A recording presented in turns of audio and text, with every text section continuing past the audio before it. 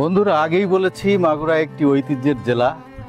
এই জেলায় হিন্দু, বৌদ্ধ, মুসলিম, খ্রিস্টান সবাই শান্তিপূর্ণভাবে বসবাস করে এবং শান্তিপূর্ণভাবে এই জেলাতে অনুষ্ঠান করে। হিন্দুদের অনুষ্ঠানে মুসলিমরা যায়, মুসলমানদের অনুষ্ঠানে হিন্দুরা আসে। এইভাবে একটি সম্প্রীতির জেলা মাগুরা। এই সম্প্রীতির জেলা মাগুরায় মুসলমানদের যেমন ঐতিহ্য আছে, হিন্দু ধর্মাবলম্বীদেরও ঐতিহ্য আছে।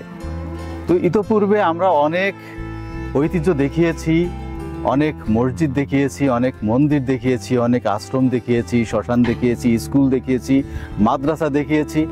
আমরা আজ এমন একটি জায়গায় এসেছি যে জায়গাটি প্রাকৃতিক, একেবারে স্তব্ধ, অন্ধকার, নিরিবিলি, শান্ত একটা পরিবেশ। এই পরিবেশে আপনি যে কোনো দুঃখ নিয়ে আসলে, বসলে এখানে আপনার মনের কষ্ট ভালো লাগবে। তো এরকম শত শত বছরের, হাজার হাজার বছরের অনেক ঐতিহ্য আছে। তেমনই একটি ধর্মীয় পুণ্যস্থান এই যে মাগুরা জেলার শালিখা উপজেলার বুনাগাতি ইউনিয়নের বাউলিয়া বাজারের পাশেই, বাউলিয়া গ্রামের পাশেই একটি জায়গা। এই জায়গাটির নাম ঝিনাই পুকুর মহাশ্মশান। ঝিনাই পুকুর, বুঝতেই পারছেন যে ঝিনাই পুকুর কেন ঝিনাই পুকুর হলো এবং এখানে কে শ্মশান করলো, কত বছরের শ্মশান বা কে মন্দিরগুলো করলো এবং এই পুকুরটি কেন ঝিনাই পুকুর নাম হলো, কারা এই পুকুরের সাথে সংশ্লিষ্ট, এই সব কিছুই আমরা জানব। এই অঞ্চলের আমাদের সপ্তক মিডিয়ার গাইড হিসেবে উপস্থিত আছেন একজন কলেজ শিক্ষক জনাব দিলীপ কুমার। তার সাথে গল্প করতে করতে আমরা এই পুকুর এবং এই শ্মশান এবং এই মন্দিরগুলো আমরা সব কিছু আপনাদেরকে পর্যায়ক্রমে দেখাবো। এই যে আপনারা দেখছেন যে এই গেট, এই গেটটি কে করেছিলেন? এই গেটটি জেলা পরিষদের থেকে অনুদান প্রাপ্ত বিউটি মেম্বার, তার তত্ত্বাবধানে এই গেটটি 2019 সালে নির্মিত হয়। আচ্ছা, এখানে এই যে এই শ্মশান এবং এই যে একটি প্রাচীন গাছ দেখছি, এই গাছটি কি গাছ? এই গাছটি একটি বেল গাছ আর একটি নিম গাছ, দুটো পাশাপাশি বহু কাল যাবত এই গাছ দুটি পরস্পর সাথে যুক্ত হয়ে আছে। বেল গাছ আর নিম গাছ। বেল গাছ এবং নিম গাছ, একটা মিষ্টি গাছ, একটা তিতে গাছ। বাহ! তো এই গাছের বয়স কেমন হবে জানা আছে? গাছের বয়স শতাধিক হবে। শতাধিক? শত বছরের? বন্ধুরা, এই শত বছরের পুরনো নিম গাছ এবং বেল গাছ, আপনারা প্রত্যেকটি শ্মশান এবং মন্দিরে গেলেই বেল গাছ দেখবেন, নিম গাছ দেখবেন, পাকড় গাছ দেখবেন, বট গাছ দেখবেন, এরকম পুরনো পুরনো গাছ দেখবেন, প্রকৃতি দেখবেন, সৌন্দর্য দেখবেন, পাখি দেখবেন। এই যে একটি মন্দির দেখছি, এই মন্দিরটা, এই মন্দিরের নাম কি? এই মন্দিরের নাম হচ্ছে কালী মন্দির। কালী মন্দির প্রতিষ্ঠিত এখানে। এই মন্দিরটি নতুনভাবে নির্মিত হয়েছে 2010 সালের দিকে। এখানে পুরনো একটা টিন শেডের ঘর ছিল, সে ঘরের বয়স আমার জানা নেই, তবে আমরা যেটা শুনেছি সেটা 100 বছর হবে। আচ্ছা, এইটাকে তো নাট মন্দির বলে। এখানে নামযজ্ঞ হয়? এখানে নামযজ্ঞ হয়। এই নামযজ্ঞ কখন হয়? নামযজ্ঞ শুরু হয় হচ্ছে প্রতি বছরের দোল পূর্ণিমায়। এটা 60 বছরের ঐতিহ্য, 60 বছর হয়ে আসছে। প্রতি বছর দোল পূর্ণিমার দিন অধিবাস কীর্তন শুরু হয়। আচ্ছা, এই নাট মন্দিরটি কে প্রতিষ্ঠা করেছিলেন? নাট মন্দিরটি গ্রামের ভক্তবৃন্দেরই অনুদানে নির্মিত হয়েছে। সরকারি পৃষ্ঠপোষকতা সামান্য লক্ষাধিক টাকা এবং বক্তিয়ার চেয়ারম্যান তার পৃষ্ঠপোষক লক্ষাধিক, কিন্তু নির্মিত হয়েছে এই পর্যন্ত 20 লাখ টাকা মতো এটা তৈরি করতে গেছে। আচ্ছা, আমরা একটু সামনে এগোই, আর কি কি আছে আমরা অবশ্যই দেখব। আচ্ছা, এখানে এই যে পিছনে টিনের ঘর দেখছি, ওইটা একটা ওয়াল করা টিনের ঘর। ওই নামযজ্ঞের যে সমস্ত দল বা যারা ভক্তবৃন্দ যদি কেউ থাকার মনোবাসনা করে, ওইখানে তিনি থাকতে পারেন, রাত যাপন করতে পারেন এবং দল রাখার জন্য এবং যে নামযজ্ঞের জিনিসপত্র এইগুলো ওইখানে রাখা। আমরা এখন এইদিকে যাচ্ছি, এইদিকে কি আছে? এইদিকে পুকুর ঘাট আছে এবং রান্না করার জন্য যে ভাওয়াল ঘরটা বা রন্ধনশালা সেটি আছে, এবং দল রাখার জন্য আর একটি ঘর একেবারে দক্ষিণ পাশে অবস্থিত। এখানে একটি বড় ঘাট নির্মিত আছে, যারা শনি মঙ্গলবারে ভক্তবৃন্দ আসেন এবং তেনারা এখানে স্নান করেন। স্নান করে তার মনের বাসনা মনোকামনা পূর্ণ করে। আচ্ছা, তার মানে এখানে আমরা যদি মনের বাসনা কিছু করি তাহলে আমাদের মনের বাসনা কি পূর্ণ হবে? হ্যাঁ, এখানে অনেক ভক্তবৃন্দ বলেন বা আমরাও দেখেছি, তাদের সাথে সাক্ষাৎ করেছে, তারা এসে এখানে যে মনোবাসনা রাখে সেই মনোবাসনা অনেকটা পূর্ণ হয়েছে বলে বিশ্বাস আমাদের। সেইভাবে আমরা অনেক লোকজন আসতে দেখে আমরাও ওইখানে অনেক মনোবাসনা করি এবং তা দিয়ে অনেক সময় পূর্ণতা লাভ করে। বন্ধুরা, এই যে দেখছেন সুন্দর একটি পুকুর এবং শান বাঁধানো পুকুর। এখানে পুকুরটি বর্ষা সিজন হওয়ার কারণে এটা কানায় কানায় পরিপূর্ণ। ওপাশে দেখুন একেবারে গাছ গাছ এবং গাছের পাতা, গাছের ডাল এবং পুকুরের পানি একবারে মিতালি করছে। এ এক অনন্য সৌন্দর্য, অনন্য সুন্দর। এদিকে কিছু গাছ দাঁড়িয়ে আছে, ওদিকে কিছু গাছ দাঁড়িয়ে আছে, এদিকে এটা নান্দনিক প্রাকৃতিক সৌন্দর্য। আচ্ছা দাদা, এই যে মন্দিরটি, এই মন্দিরটি বা এই আশ্রম কি এখানে আছে? আশ্রম আছে। আশ্রমে এখানে পুরোহিত কয়জন পুরোহিত আছে? এখন যিনি ছিলেন তিনি ঘুরতে গেছেন। পুরোহিত প্রতি শনি মঙ্গলবারে পুরোহিত এখানে থাকেন। বাউলিয়ায় তার অরিজিনাল বাড়ি। তাদের পুরোহিতের নাম বিবেকানন্দ মৈত্র। আচ্ছা, প্রথম পুরোহিতের নাম কি জানা? প্রথম পুরোহিতের নাম হচ্ছে হৃদয় চাঁদ মিত্র।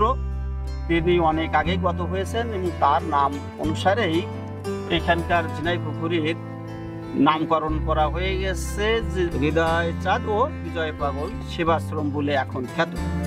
এর ওনারা গত হয়ে যাওয়ার পরে নতুন নতুন সেবায়িতরা আসেন।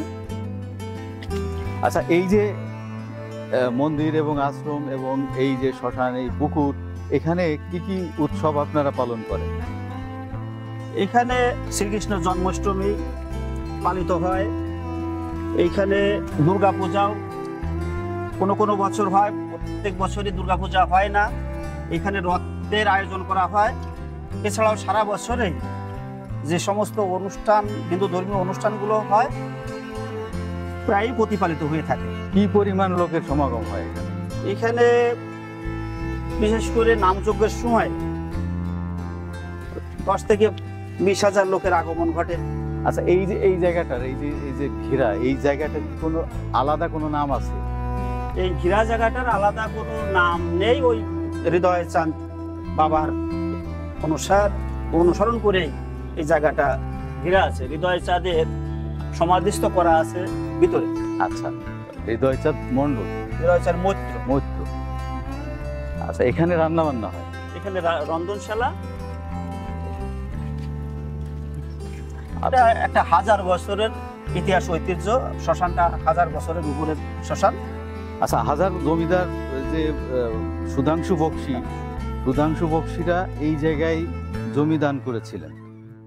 কতটুকু জায়গার উপরে এই শ্মশানটা বা এই আশ্রমটা বা এই আশ্রমটা বর্তমানে অবস্থিত 3 একর সামথিং জায়গা। এই সব কি সুধাংশু বক্সি দিয়েছিলেন?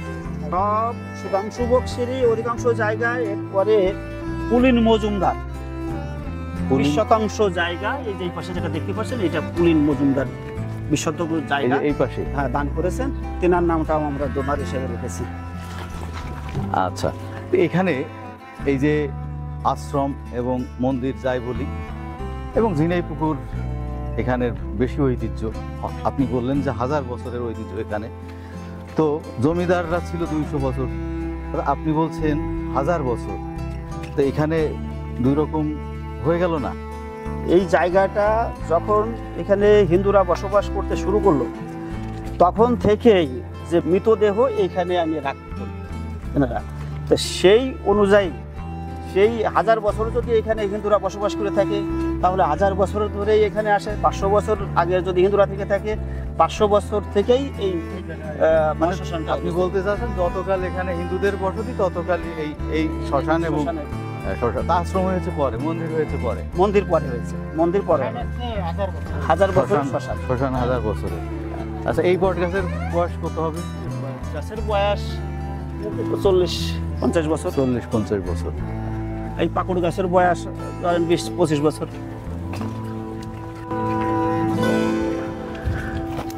আমরা হাঁটছি, এটা বাউলিয়া গ্রামের সীমানার ভিতর দিয়েই হাঁটছি। ও পাশে আমরা চিতা দেখছি, এই শ্মশানের চিতা, পাশেই বট গাছ, পাশে পুকুর। এই পাশে আরেকটি স্থাপনা দেখছি। এই স্থাপনার নাম কি দাদা? ওইটা সমাধি। সমাধি। এটা কার সমাধি জানা আছে? ওইটা ওই বিলবাড়ি বাউলিয়ারই একজনের, নামটা আমার বাউলিয়ার কারো মানে জীবন সহকারে গুণাগাতি কলেজ, তার পিতা মাতার সমাধি।